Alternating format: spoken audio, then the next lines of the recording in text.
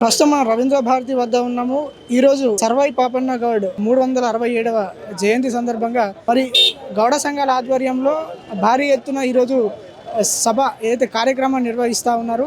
కార్యక్రమంలో చాలా పెద్ద మనుషులు పాల్గొన్నారు. మాజీ మంత్రులు, గౌడ సంఘానికి సంబంధించినటువంటి ప్రజాప్రతినిధులే కావచ్చు, ఇటు యువత కూడా చాలా వ్యక్తులు ఇక్కడ పాల్గొన్నారు.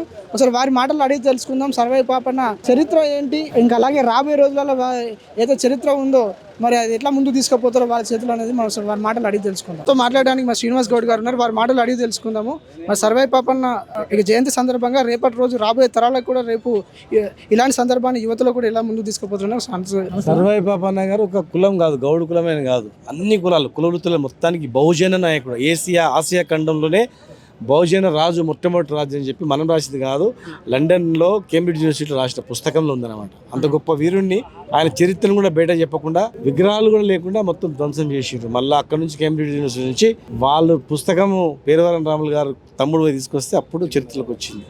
అంత గొప్ప చరిత్ర ఉన్న వీరుంది ఇన్నేళ్ల పరిపాలనలో కన్మరుగు చేసిండ్రు. అయినా ఎక్కడ ఉన్న అగ్నిపర్వతంలో ఈరోజు ఇసుకుపడింది. మళ్ళా బహుజనులందరూ ఐక్యం కావడానికి, బహుజనులకు న్యాయం చేయడానికి సర్దార్ సర్వాయి పాపన్నని ఒక ఆదర్శంగా తీసుకొని ముందుకు పోవడం జరుగుతూ ఉంది.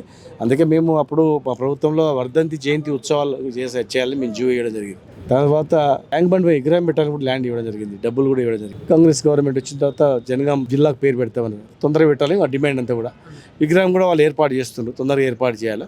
ముఖ్యంగా కుల వృత్తులను కాపాడుకోవాల్సిన అవసరం ఉంది. అలాగే పాఠ్య పుస్తకాల్లో కూడా చేర్చాలి, పెద్దగా చేర్చాలి. ఆయన గొప్ప వీరులు కదా. ఇలాంటి ఈయనతో పాటు చాలా మంది బహుజనులు అందరూ కూడా చరిత్రలు పెట్టాలి. ఇప్పుడు ఏమవుతుందంటే, ఇప్పుడు ఆయన వృత్తులు బాగుపడాలన్నాడు. ఇలా వృత్తులు ఏమైపోయినాయంటే, వందల మంది కేసులు, కేసులు పెట్టి కల్తీ పేరు మీద అణచివేస్తున్నారు.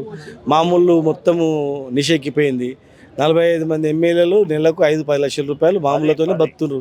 వాళ్ళ తిండి తిప్పలు 40 మంది ఎమ్మెల్యేలు పేర్లు అంటే మామూలు చెప్తారు. 40 మంది ఎమ్మెల్యేలు తినే తిండి కానుంచి కారు పెట్రోల్ కానుంచి మొత్తం ఇదే.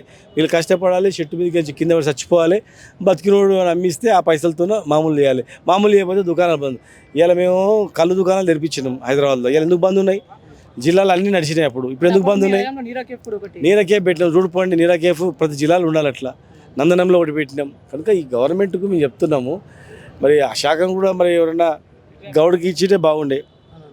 పొన్నం ప్రభాకర్ గారి కన్నా ఆ శాఖ ఇచ్చింటే మరి ఆయన ఏమైనా చేస్తుండేమో. ఇలా అయోమయంగా ఉంది. గౌడ్లందరూ కూడా చనిపోయిన వాళ్ళు ఎక్స్గ్రేషియా ఇస్తాను, రూపాయలు అది ఇవ్వలేదు. పింఛన్ కూడా ఇస్తున్నట్టు మేము ఇచ్చిన 2,000 తప్ప ఇప్పుడు 4,000 5,000 ఇస్తాను, ఇవ్వలేదు. కనుక అవన్నీ చేయాలి. ఆయన జయంతి సందర్భంగా ఇవన్నీ చేస్తే ఆయన ఆత్మశాంతి ఉంటుంది. ఏం చేయకుండా విగ్రహం ఆవిష్కరణ చేస్తే కాదు. ఎక్స్గ్రేషియా పెంచాలి, జనగాం జిల్లాకు పేరు పెట్టాలి, వైన్ షాప్లో 20% రిజర్వేషన్ ఇవ్వాలి, ఇంకా కొన్ని పేర్లు పని చేయాలి. ప్రభుత్వం మరి గొప్పలు చెప్తుంది కదా, మేము అంతా చేయాలి. ఇప్పుడు అందరూ ఇప్పుడు వేసిన పార్టీ ప్రోగ్రామ్ చేసిన వాళ్ళు కాంగ్రెస్ పిసిసి జనరల్ సెక్రటరీలు వాళ్ళే చేసారు ప్రోగ్రామ్. లేదు ప్రెసిడెంట్ వచ్చింది, కానీ ప్రోగ్రామ్ ఆర్గనైజ్ చేసింది కూడా general secretary, PCC general secretary.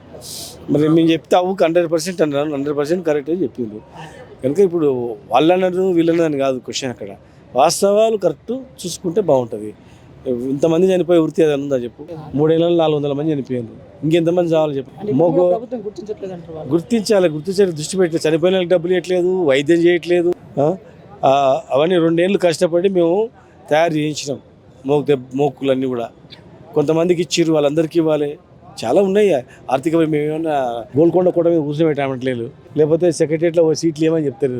అరే బతకానికి మా బతుకు ఇంత సాయం చేయండి, మీరు చెప్పినవి చేయండి అని అడుగుతారు. వాళ్ళు చెప్పినవి ఏమని అడుగుతారు. సంఘాల సమన్వయ committee chairman, BC political front chairman, Sardar Sarvai Papanna జయంతి సందర్భంగా ఆయన ఆశయం నెరవేరడం లేదు. సామాజిక న్యాయం అనేది పేరుకే ప్రజాపాలన అన్నారు, అది కూడా జరగడం లేదు. ఈ గీత వృత్తి నిర్బంధానికి గురి అయింది.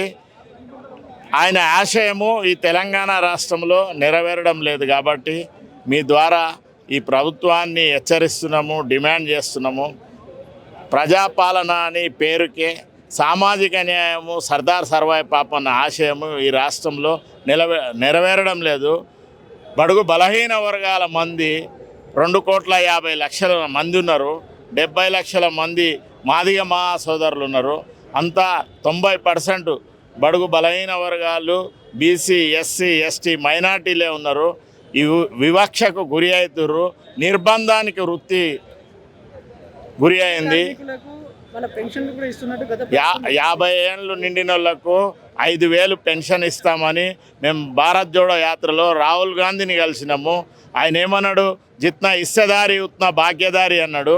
కానీ ఇప్పుడు ఈ ప్రభుత్వంలో జరగడం లేదు. కాబట్టే ఈరోజు పాపన్న జయంతి సందర్భంగా ఈ తెలంగాణ ప్రజానికానికి తెలియజేస్తున్నాము. ఎందుకంటే రాహుల్ గాంధీని కలిసి మేము రిప్రజెంటేషన్ ఇచ్చినాము, మల్లు రవి గారిని కలిసినాము, శ్రీధర్ బాబు గారిని కలిసినాము. వైన్ షాపులలో 25% రిజర్వేషన్ ఇస్తా అని ఇవ్వలేదు. 50 ఏళ్ళు నిండిన గీత కార్మికునికి 5,000 పెన్షన్ ఇస్తా అని మేనిఫెస్టోలో పెట్టిరు.